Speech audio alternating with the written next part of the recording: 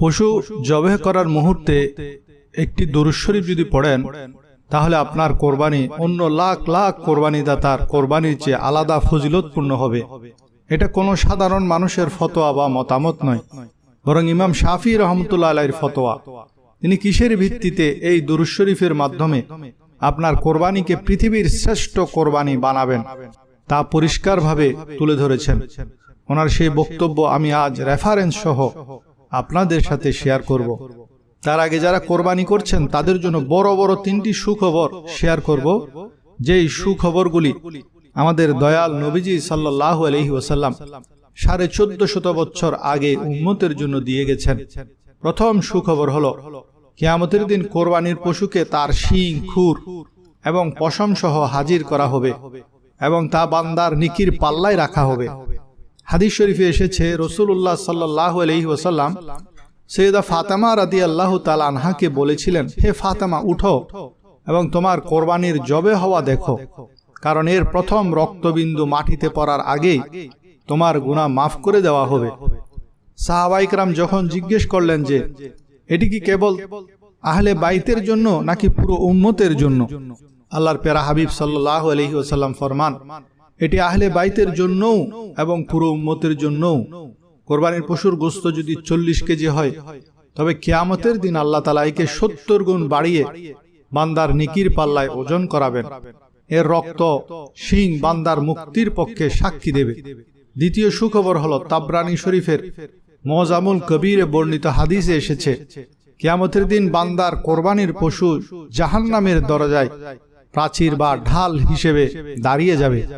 কোনো মুমিন বান্দা যদি নিজের কোনো গুনাহের কারণে জাহান্নামে যাওয়ার ফয়সালা প্রাপ্ত হয় তবে ফেরেশতারা যখন তাকে নিয়ে যাবে তখন তার কোরবানি করা পশু সামনে এসে দাঁড়িয়ে যাবে এবং বলবে, আমি একে জাহান্নামে যেতে দেব না, কারণ সে দুনিয়ায় আমাকে আল্লাহর নামে উৎসর্গ করেছিল। আল্লাহ তাআলা তখন ফেরেশতাদের বলবেন, আমার এই পশুর সুপারিশ কবুল করো এবং এই বান্দাকে জান্নাতে নিয়ে যাও।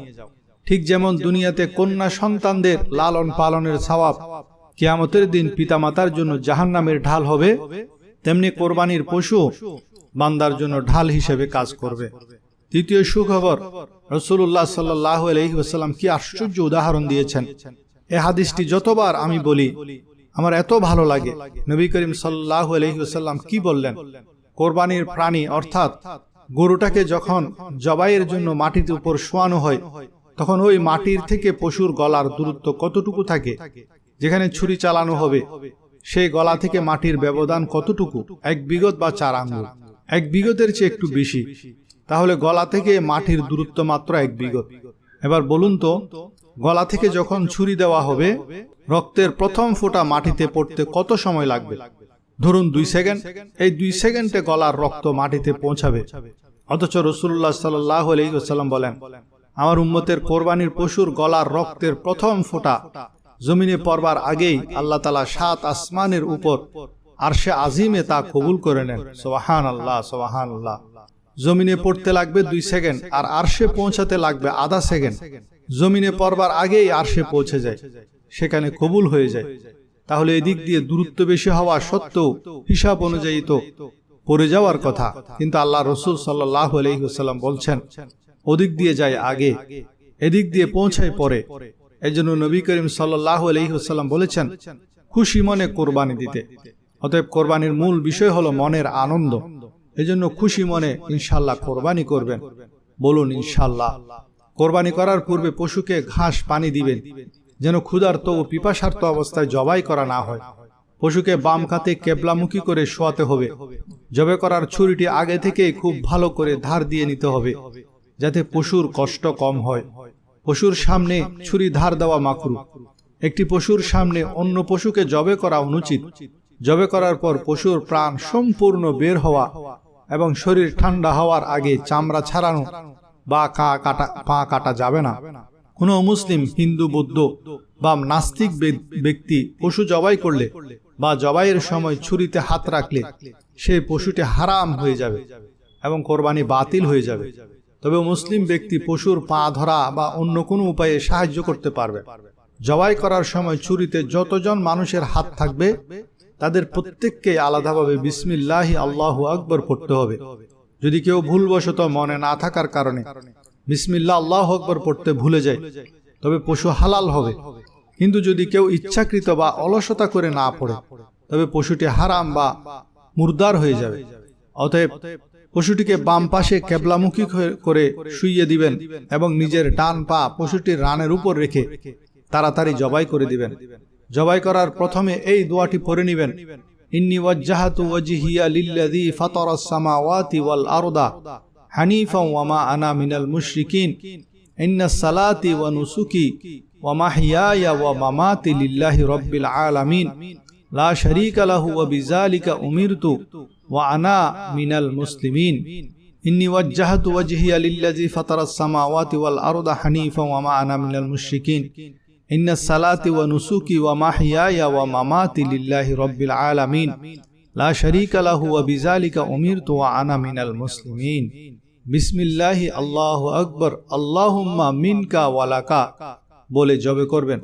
কোরবানি নিজের পক্ষ থেকে হলে জবাই করার পর এই দোয়াটি পড়বেন, আল্লাহুম্মা তাকাব্বাল মিন্নি কামা তাকাব্বালতা মিন খলিলিকা ইব্রাহিম আলাইহিস সালাম ওয়া হাবিবিকা সাইয়্যিদানা মুহাম্মদ সাল্লাল্লাহু আলাইহি ওয়াসাল্লাম। আল্লাহুম্মা তাকাব্বাল মিন্নি কামা তাকাব্বালতা মিন খলিলিকা ইব্রাহিম আলাইহিস সালাম ওয়া হাবিবিকা সাইয়্যিদানা মুহাম্মাদিন সাল্লাল্লাহু আলাইহি ওয়াসাল্লাম। আর যদি অন্যদের পক্ষ হতে জবাই করা হয়, তখন মিন্নি এর স্থলে মিন বলে জবেকারী যাদের পক্ষ থেকে কোরবানি তাদের নাম বলবেন। যতক্ষণ পর্যন্ত পশুটি নীরব ও ঠান্ডা না হয়ে যায়, ততক্ষণ পর্যন্ত হাত পা কাটবে না, চামড়া আলাদা করবে না। জবেহের সময় 4টি রোগ, শ্বাসনালী, খাদ্যনালী এবং 2টি রক্তনালী কাটবেন। এর বেশি বা কম কাটবেন না এবং ছুরি কণ্ঠের ভেতর ঢুকিয়ে দেবেন না। এরকম নিয়মে আপনারা কোরবানির পশু জবে করে থাকেন, কিন্তু সেই মুহূর্তে দুরূদ শরীফের বরকতময় আমলটি আমরা সকলে মিস করি, যেটি সম্পর্কে ইমাম শাফির ফতোয়া আছে। ইমাম শাফি রহমতুল্লাহর একটি ফতোয়া সুনানে বাইহাকির ভেতর অধ্যায় আকারে উল্লেখ আছে, কোরবানি করার সময় দরুদ ও সালাম পড়া। ইমাম শাফি রহমতুল্লাহ আলাইকে যখন জিজ্ঞেস করা হলো পশু জবে করার সময় বিসমিল্লাহি আল্লাহু আকবার বলার সাথে রাসূলুল্লাহ সাল্লাল্লাহু আলাইহি ওয়াসাল্লামের উপর দরুদ পড়া যাবে কিনা, তখন তিনি স্পষ্টভাবে বলেন, আমি কোরবানি করার সময় বিসমিল্লাহর সাথে দরুদ পড়াকে অপছন্দ করি না, বরং আমি একে অত্যন্ত মাহবুব বা পছন্দনীয় মনে করি। সুতরাং শরীয়তের এই আমলগুলো অত্যন্ত সুস্পষ্ট। যখন পশুর উপর ছুরি চালানো হচ্ছে, যখন রক্ত প্রবাহিত হচ্ছে, তখন উম্মতের গুনাহ মাফ হচ্ছে। আর সেই পবিত্র মুহূর্তে উম্মত স্বয়ং রাসূলুল্লাহ সাল্লাল্লাহু আলাইহি ওয়াসাল্লামের উপর দরুদ ও সালাম পেশ করছে, যিনি নিজের জিন্দেগিতে উম্মতের পক্ষ থেকে কোরবানি দিয়ে গেছেন। রাসূলুল্লাহ সাল্লাল্লাহু আলাইহি ওয়াসাল্লাম ছুরি চালানোর সময় বলেছিলেন, হে আল্লাহ, আমার উম্মতের মধ্যে যারা কোরবানি করতে সমর্থ হয়নি তাদের পক্ষ থেকে এটি কবুল করো। অতএব সেই দয়ালু নবীর প্রতি কোরবানি মুহূর্তে দরুদ পড়া অত্যন্ত বরকতময় এবং এটি আসল ও পুরানো দ্বীনের তরিকা। রাসূলুল্লাহ সাল্লাল্লাহু আলাইহি ওয়াসাল্লামের সাথে আল্লাহর রহমতের এক বিশেষ সম্পর্ক রয়েছে। ইমাম শাফির মতে কেবল জবে করার সময় নয়, বরং ছুরি চালানোর পর যখন পশুর চামড়া ছাড়ানো বা গোশত বানানো হচ্ছে, তখনও বান্দা যেন দরুদ পড়তে থাকে। যখন গোশত বন্টন করা হচ্ছে, তখনও যেন দরুদ পড়তে থাকে। অর্থাৎ এই বরকতময় মুহূর্তে যেন অধিক পরিমাণে দরুদ ও সালাম পাঠ করা হয়। তাই এবার কোরবানির সময় দরুদ সালামের আমলটি করতে ভুলবেন না, বেশি বেশি পড়বেন। সাল্লাল্লাহু আলাইকা ইয়া রাসূলুল্লাহ সাল্লাল্লাহু আলাইহি ওয়া আলিহি ওয়া সাল্লাম।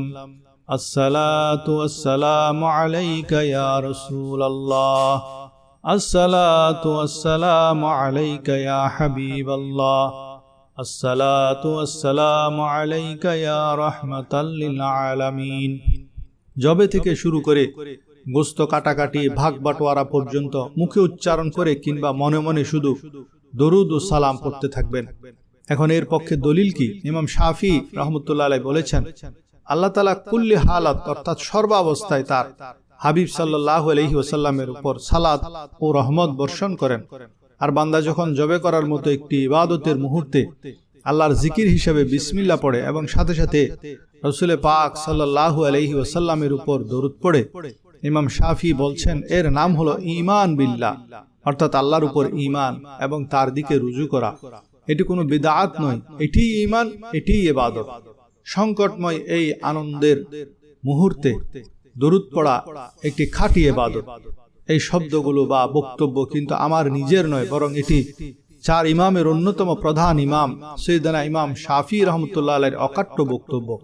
পৃথিবীর কারো এই সাহস নেই যে তারা ইমাম শাফির এই মতকে ভুল বা অশুদ্ধ বলবে, কারণ তিনি স্পষ্ট বলেছেন যে এখানে দরুদ পড়া প্রথমত মুস্তাহাব, দ্বিতীয়ত এটি ঈমানের অংশ, তৃতীয়ত এটি ইবাদত, এবং চতুর্থত তিনি বলেন বান্দা যখন এই আমলে শামিল হবে তখন ইনশাআল্লাহ আল্লাহর রহমতের ফাল বা বরকত থেকে সে অবশ্যই সওয়াব লাভ করবে। অতএব কোরবানির এই মহান আমলের সময় দরুদ ও সালামের এই বিশেষ ইহতিমাম বা ব্যবস্থা থাকা উচিত, এবং এটি স্মরণে রাখা উচিত এটি কোনো নতুন মাসালা নয়, বরং পুরানো দিন থেকে প্রমাণিত। আমি এর হাওয়ালা বা সূত্র সুনানে কুবরা লিল বাইহাকির 14 নম্বর খণ্ড পৃষ্ঠা নম্বর 233 থেকে পেশ করছি। আল্লাহ তাআলা আমাদের সবাইকে আমল করার তৌফিক দান করুন। আমিন।